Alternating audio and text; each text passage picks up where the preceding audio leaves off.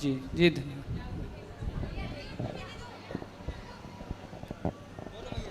गुरुजी राधे राधे। ठीक है मैया। बात कर रहे हाँ जी जी ठीक।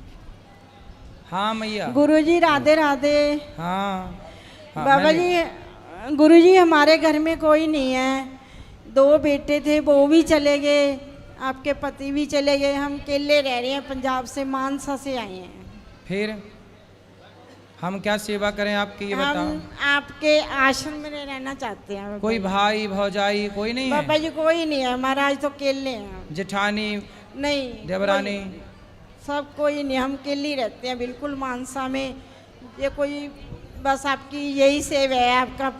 तो रहो, कोई दिक्कत नहीं, रहो, ठीक है। ऊपर मिल लीजिएगा। हेलो गुरुजी, हम महाराष्ट्र से आए हैं जी। और आपसे मिलने की बहुत चाहत थी हमें। और हमारा प्रश्न ये है बोलो। कि हमारी माँ 80 साल की है, अभी भी हम हमारी माँ को संभालते हैं। लोग कैसे यहाँ छोड़ जाते हैं माँ को? सही, आप अच्छी हो ना, इसलिए। तो बहुत बुरा लगता है। हम टीवी में आपकी हमेशा कथा सुनते हैं गुरुजी, और हमें आपसे मिलने का बहुत प्रेम था, इसलिए हम आपके मिलने के लिए दौड़ के चले आए। चलो, खुश रहिए, खुश रहिए। आप अच्छे हैं, भगवान आपको सुखी रखें। जय श्री कृष्णा गुरुजी। जी। मैं उदयपुर से आई हूँ और मेरा एक क्वेश्चन है कि आज आपने कथा में एक चीज़ बताई थी कि जब कोई आदमी की डेथ हो जाती है तो उसकी जो आत्मा होती है वो उसके ब्रेन में चली जाती है। तो जब हम 13 दिन तक दुखी हो रहे होते हैं, रो रहे होते हैं, तो क्या उन्हें वो चीज़ फील होती है या उन्हें पता चलता है कि हाँ ये सब कुछ हो रहा है? वो सब कुछ देखते हैं, उन्हें वो कर कुछ नहीं सकते पर देख सकते हैं। तो वो जीव सब कुछ देखता है उन 13 दिनों तक। 12 दिन तक वो 12वीं करते हैं, 13वीं करते हैं अपन, तो जब तक उनकी आत्मा वहीं रहती है। 13वीं के बाद ही जब पूरा कार्य हो जाता है तब फिर वो आगे की यात्रा में प्रस्थान करते हैं। 12 दिन तक अपन को देखते हैं, समझते हैं सभी क्या कर रहे हैं, क्या नहीं कर रहे हैं। बिल्कुल, वो ये देखते हैं कि हमारे बच्चे हमारे लिए क्या कर रहे हैं, क्या शुभ शुभ कार्य कर रहे हैं, क्या कर रहे हैं, क्या नहीं कर रहे हैं। धन्यवाद जी। महाराज जी राधे राधे। आपके श्री चरणों में मेरा कोटि कोटि प्रणाम जी। मैं जो प्रश्न आपके समक्ष प्रस्तुत करने जा रहा हूँ वो पहला और दूसरा प्रश्न तुलसी माला और तिलक धारण करने से संबंधित है। हमारे झारखंड के पूर्वी सिंहभूम जिले के पोटका प्रखंड अंतर्गत एक गांव है जिसका बड़ा ही सुंदर नाम है नारायणपुर। तो वहाँ के एक स्कूल में मैं गया था, तो वहाँ की प्रभारी प्रधान अध्यापिका महोदय जो है वो हमसे कहती है कि आप इतना दिखावा क्यों करते हैं। तो मैंने कहा कि दिखावा मतलब समझे नहीं, कृपया समझाइए। तो उन्होंने कहा कि पूजा पाठ तो हम लोग भी करते हैं, रोज़ पूजा पाठ करते हैं, लेकिन आपके जैसे तिलक और तुलसी माला धारण करके हम लोग दिखावा करते नहीं करते, इस तरह से हम लोग नहीं घूमते। और आप तुलसी माला और तिलक धारण करके घूमते हैं, मतलब ये दिखावा करते हैं कि आप पूजा पाठ करते हैं। तो उनसे पूछना कि जो मुसलमान टोपी लगाते हैं तो क्या वो दिखावा करते हैं? जी महाराज। भाई मुसलमान तो कभी नहीं कहता किसी दूसरे मुसलमान को कि तुमने टोपी लगाकर दिखावा किया। जी महाराज। जब मुसलमान टोपी लगाते हैं तो हिंदुओं को तिलक लगाने में, तुलसी की माला पहनने में दिक्कत क्या है? तो महाराज अब बताओ जी, कोई सुहागन स्त्री मांग भरे जी तो क्या उससे ये कहा जाएगा कि तुम मांग भर रही हो तो दिखावा कर रही हो? भाई मांग भरना उसका धर्म है, ऐसे तिलक लगाना हम सबका धर्म है, ये दिखावा नहीं है। जी महाराज, ये धर्म है। उनसे बोलना कि कोई स्त्री कहे कि मैं पतिव्रता हूँ जी पर मांग नहीं भरूंगी जी, तो मांग क्यों नहीं भरेगी भाई? जब पतिव्रता है तो मांग भरने में दिक्कत क्या है? जब भक्त हो तो तिलक लगाने में दिक्कत क्या है? जी महाराज। दिखावा वो करते हैं जो तिलक नहीं लगाते, कंठी तुलसी की नहीं पहनते, वो दिखावा करते हैं भक्त होने का कि देखो हम तो कुछ नहीं करते फिर भी भक्त हैं। जी महाराज। ऐसे नहीं काम होता ना। जी महाराज।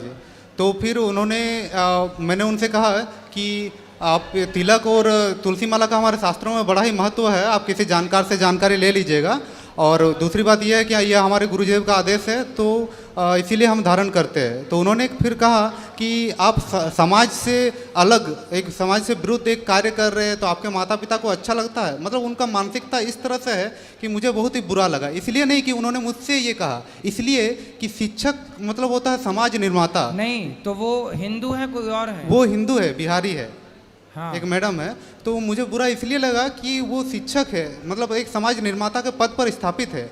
अगर हम आज हमारे ज्ञान प्राप्त करने के कई साधन आजकल कुछ शिक्षक जी आजकल कुछ शिक्षक ही बच्चों को भड़का करके सनातन धर्म के खिलाफ, अब देखो जितने भी हमारे देश में जी क्रिश्चियनों के स्कूल हैं, जी महाराज जी, उन स्कूलों में अधिकांश अंडा खाने के फायदे बताए जा रहे हैं, जी महाराज जी, मांस खाने के फायदे बता रहे हैं। जी महाराज जी, तिलक लगा के जाए कोई बच्चा तो उसे रोक दिया जा रहा है। जी महाराज जी, अब ये कुल मिला के षड्यंत्र ही तो है। जी आजकल समस्या क्या हो गई, पहले पढ़ाने वाला जो होता था ना, गुरु होता था, जी महाराज कोई जी, ब्राह्मण होता था जी, जो मांस नहीं खाता था। जी आज पढ़ाने वाले जितने टीचर हैं, जी, उसमें से 80% शिक्षक खुद मांसाहारी हैं जी और महाराज। शराबी हैं। वो जी। आपके बच्चों को क्या शिक्षा देंगे? जी महाराज जी, आज समस्या इस देश की यही है कि आपके बच्चों को मार्ग दिखा कौन रहा है? वो जो स्वयं मार्ग भटके हैं। जी महाराज जी, समस्या ये है। जी महाराज जी। और दूसरा प्रश्न ये है महाराज जी कि किसी ने कहा है कि कुछ पाने के लिए कुछ खोना पड़ता है, मतलब कुछ विशेष चीज़ को प्राप्त करने के लिए हमें कुछ चीज़ों का त्याग करना पड़ता है। जैसे कि इस प्रश्नोत्तरी में भाग लेने के लिए मैंने अपने रिजर्वेशन टिकट कैंसिल कर दिया। तो ऐसा है कि कुछ लोग कुछ बिना खोए ही सब कुछ पा लेना चाहते हैं। जैसे कि तुलसी माला और तिलक धारण करने के कई फायदे हैं, लेकिन कुछ लोग चाहते हैं कि वो फ़ायदा भी मिले हमें और हम सारा जो अशुद्ध चीज़ें हैं उन सबको भी ग्रहण करें, खाए जो जिसको नहीं खाना चाहिए, जैसे कि मांस मछली हो गया। तो उन लोगों के प्रति क्या मतलब आप अपना निवेदन है कि आप अपना मत प्रस्तुत करें। जैसे कि कुछ लोग कहते हैं कि जब मैंने तुलसी माला धारण करने के बाद मांस खाना छोड़ दिया लेकिन मछली खाते हैं। कुछ लोग कहते हैं कि हमारे गुरुदेव ने तुलसी माला धारण कराते वक्त कुछ भी खाने को वर्जित नहीं किया, मना नहीं किया है। जबकि मैंने खुद सुना है कि उन्हीं गुरुदेव ने कहा है कि आप तुलसी माला धारण करके भी अगर कुछ अशुद्ध चीज़ खाते हैं तो जो पाप लगेगा, आप नहीं धारण करके खाते हैं तो भी वही पाप लगेगा। देखो, धारण करो तुलसी की माला या मत करो जी, पर मांस तो किसी भी स्थिति में नहीं खाना चाहिए। क्योंकि मांस में आप किसी की हत्या करते हैं अपने स्वाद के लिए। जी महाराज जी, और अपना पेट भरने के लिए किसी की हत्या करना कहीं से कहीं तक ये सही नहीं ठहराया जा सकता। जी महाराज जी। और महाराज जी, मेरा तीसरा प्रश्न है कि कुछ ज्ञानियों ने कहा है कि शास्त्र के अनुसार जो कर्म है वही धर्म है और शास्त्र विरुद्ध जो कर्म है वो अधर्म है। सही है। लेकिन हमारे गांव के कुछ पंडितों का कहना है कि बंगाली में वो कहते हैं कि पूथी पढ़ले की बुद्धि होए। इसका तात्पर्य है कि शास्त्र पढ़ने से क्या बुद्धि होता है। और कुछ तो ऐसा भी कहते हैं कि अगर हम शास्त्रों का अनुसरण करने लग जाए फिर तो हमें गेरुआ वस्त्र पहनना पड़ जाएगा। मतलब उनका तात्पर्य है कि शास्त्र साधु संतों महात्माओं के लिए ही है, गृहस्थों के लिए नहीं है। तो मेरा निवेदन है कि इस पर आप अपना मत। इसलिए पूरी दुनिया में हिंदुओं का एक भी देश नहीं है और मुसलमानों के वामन देश हैं 52। क्यों? क्योंकि मुसलमान का बच्चा चाहे शहर का हो या गांव का, जी महाराज जी, वो अपने मस्जिद में जाके अपना नमाज पढ़ता है और अपने मदरसों में जाके अपने धर्म की शिक्षा लेता है। लेकिन हिंदू गीता पढ़ने कहाँ जा रहा है, रामायण कहाँ पढ़ रहा है? कहीं नहीं। जब आप अपने गीता रामायण को त्याग देंगे तो आपका नाश तो हो ही जाएगा। मुसलमान आज 52 हम सनातनी करोड़ों साल से हैं, लेकिन करोड़ों साल से होकर भी हमारा एक देश नहीं है। और मुसलमान अभी 1400 साल से हैं, सिर्फ 52 देश हैं। जी महाराज। क्यों? क्योंकि वो अपने बच्चों को भले इंग्लिश मीडियम में ना पढ़ाएं, भले हिंदी मीडियम में ना पढ़ाएं, पर मदरसों में ज़रूर पढ़ाते हैं। वो अपने धर्म का, अपने मजहब का ज्ञान जरूर दिलाते हैं। अरे हिंदुओं को अपने धर्म का ज्ञान होता तो आज हमारे सनातन की भी जो सनातन का परचम है तो पूरी दुनिया में विश्व गुरु के रूप में लहराता। हम विश्व गुरु थे कब? जब सारे लोग गीता पढ़ते थे, जी महाराज जी। आज सबको हिंदू राष्ट्र चाहिए, पर तिलक कोई नहीं लगाना चाहता। जी महाराज जी। गुड मॉर्निंग सब बोलते हैं, राम राम कोई बोलना नहीं चाहता। कुछ आज अपने बच्चों को कोई गीता नहीं पढ़ाना चाहता, सबको जी। इंग्लिश मीडियम में पढ़ा के नौकर बनाना है। पढ़ लिख के बेटा तू पैसा कमा, पर गीता का ज्ञान किसी को नहीं चाहिए। जी महाराज जी। धर्म का ज्ञान किसी को नहीं चाहिए, जबकि मुसलमानों को उनके पंथ का ज्ञान है। जी। आज हिंदू से पूछो कि भगवान कितने होते हैं, उसे नहीं पता। जी महाराज। मुसलमान से पूछो कि तुम्हारे अल्लाह कितने हैं, वो भट से बता देगा। जी महाराज जी। क्यों? क्योंकि वो अपने पंथ का, मजहब का ज्ञान ले रहे हैं, हम अपने धर्म का ज्ञान नहीं ले रहे हैं। इसलिए महाराज। हमारी बुद्धि गलत चीज़ों में गलत खा करके, गलत लोगों के संग में बैठ बैठ करके। अब समस्या क्या है समझो, जी। मुसलमानों को आज भी मुसलमान ही पढ़ा रहा है। जी महाराज जी। भाई ये बताओ, मदरसों में कौन पढ़ाता है? आज भी मुसलमानों को मुसलमान।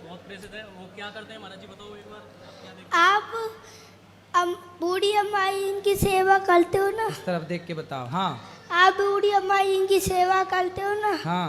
और गैया और गौ माता की भी सेवा करते हो। हाँ। और खाना खवाते हो फ्री में, है ना? भगवान करते हैं सब कार्य। अच्छा। आप कथा सुनते हो? हाँ तो आपको बड़े हो के पहलवान बनना है। हाँ। बॉडी तो अच्छी है आपकी, दिखाओ ऐसे। अरे वाह, जय वाह। आप बड़े हो गए, हम पहलवान बनना चाहते हो, गोल्ड मेडल लाना चाहते हो। वाह, गोल्ड मेडल लाना चाहते, सुंदर। अपने देश के लिए। बहुत सुंदर। खूब पढ़ाई भी करना है, पर आपको करते हैं। करते हो? कौन सी कक्षा में हो? हाँ फर्स्ट क्लास में पढ़ते। फर्स्ट क्लास में। पिज्जा बर्गर खाना चाहिए कि नहीं? नहीं। क्यों? क्योंकि उनसे पेट में वो खराब हो जाता है, पेट लीवर। हाँ, पेट खराब हो जाता, सही है। क्या खाते हो आप लोग? काजू बादाम पिस्ता और अंजीर और बादाम। काजू पिस्ता बादाम अंजीर खाते हो? मक्खन भी खाते हो? हाँ। घी पीते हो? हाँ। हाँ, घी पियो, मक्खन खाओ, सही है। ऐसा ये बच्चे देखो, ऐसे होने चाहिए बच्चे। अब टॉफ़ी खा रहे हैं दिन भर, टॉफ़ी से क्या होगा? ये बच्चे तो पछाड़ देंगे तुम्हारे बच्चों को। फर्स्ट क्लास के बच्चे हैं, देखो सही है कि नहीं? सबको बता दो आपके बच्चों को क्या क्या खाना चाहिए, क्या नहीं खाना चाहिए। जय बा। आप सभी भाइयों उनको मेहनत करनी चाहिए और काजू बादाम पिस्ता और अंजीर खाने चाहिए। सही है। बोल जय बाबा की जय हो। सुंदर, बढ़िया, खुश रहो खुश रहो। तो दोनों भाई भाई हो हैं? पिताजी क्या करते हैं? वो भी मेहनत, सही है। ये बढ़िया। अरे ये भी तो पहलवान हैं। ये पिताजी हैं आपके?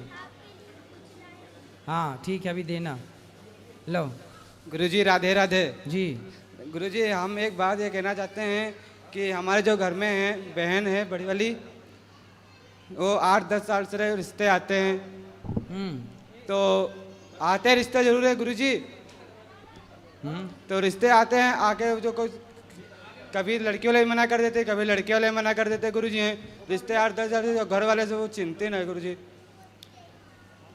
रिश्ते आएंगे, चिंता ना करो। लो यहाँ आओ, पहले ये बच्चों का कर ले, पहले यहाँ आओ। ये तो आप लोग खाना, बाबा का पेड़ा लो। यहाँ ये गीता पढ़ना साथ में। ये लो छोटू, यहाँ आओ। क्या नाम है आपका? ये काला है हमारे लिए। हाँ, जय हो दाऊ जी की प्रसादी। जय हो। ये लो दोनों, गीता पकड़ो।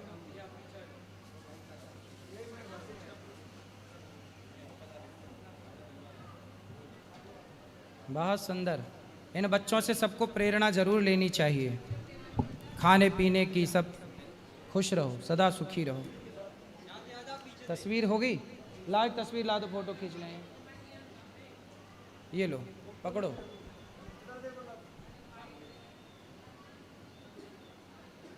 चलो खुश रहो बेटा।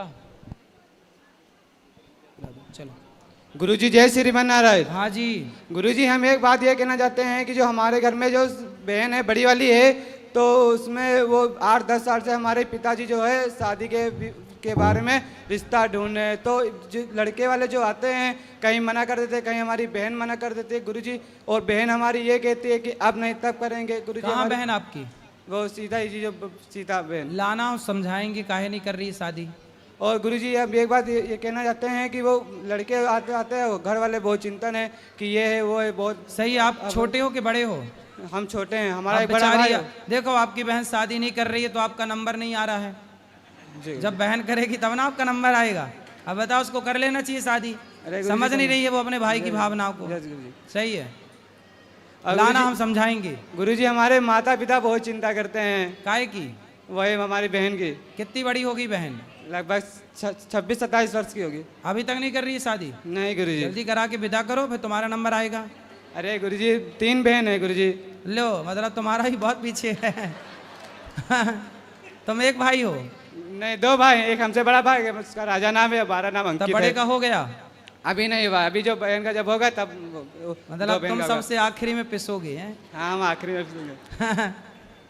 सही है सही है। चलो हो जाए, लाना बहनों को लाना। शादी ना कर रही हो तो समझाएंगे, करेंगे शादी। और गुरुजी हमारा एक और प्रश्न है, हम ये बताना चाहते हैं जी बोलो। वो हमारी जो वो दादी जो हमारी हैं वो आपके बारे में बहुत सोचती है, वो बहुत आपसे मिलना चाहती है, पर बाकी बारे जैसे कहिए कि वो भी आपको हमारी दादी को बुला लें, यहाँ बहुत आना चाहती है। तो बुलाओ। वो बहुत परेशान है। बुलाओ। वो यहाँ है नहीं, वो हमारे जब आए तो बुला लेना। वो यूपी में है, यूपी के